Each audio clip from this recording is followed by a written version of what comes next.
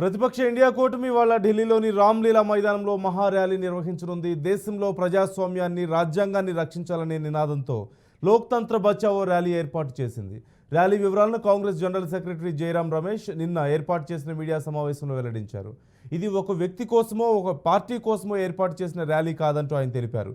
దేశంలో ప్రజాస్వామ్యాన్ని, రాజ్యాంగాన్ని కేంద్రంలోని బీజేపీ ప్రభుత్వం దెబ్బతీస్తోందని, ప్రజాస్వామ్యాన్ని, రాజ్యాంగాన్ని కాపాడేందుకు లోక్తంత్ర బచావో ర్యాలీ నిర్వహించాలంటూ నిర్ణయించామంటూ తెలిపారు.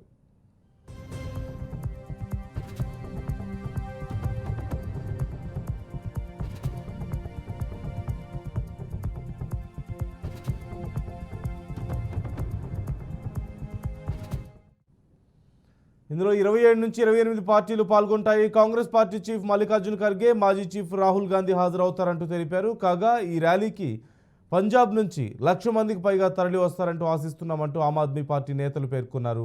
ర్యాలీకి 1.25 లక్షల మందిని తరలించాలంటూ టార్గెట్ పెట్టుకున్నామంటూ ఆప్ పంజాబ్ వర్కింగ్ ప్రెసిడెంట్ బుద్రామ్ తెలిపారు. మరోవైపు ప్రతిపక్షాల ర్యాలీ నేపథ్యంలో ఢిల్లీ పోలీసులు ట్రాఫిక్ ఆంక్షలు విధించారు. పలుచోట్ల వాహనాల దారి మళ్లింపు, పలుచోట్ల రోడ్లను మూసివేస్తామంటూ ట్రాఫిక్ పోలీసులు తెలిపారు.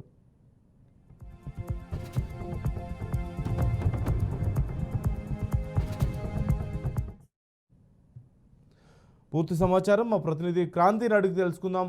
క్రాంతి, 1,00,000 మందికి పైగా ప్రజల్ని తరలించాలి అనే ప్రయత్నంలో ఉన్నట్లుగా తెలుస్తుంది ఇండియా కూటమి. డీటెయిల్స్ ఏంటి? రైట్ నందు, ప్రతిపక్ష ఇండియా కూటమి ఇవాళ ఢిల్లీలోనైతే రామలీలా మైదానంలో మాత్రం మహాసభకు ఏర్పాటు చేసింది, మహా ర్యాలీ నిర్వహిస్తున్నారు.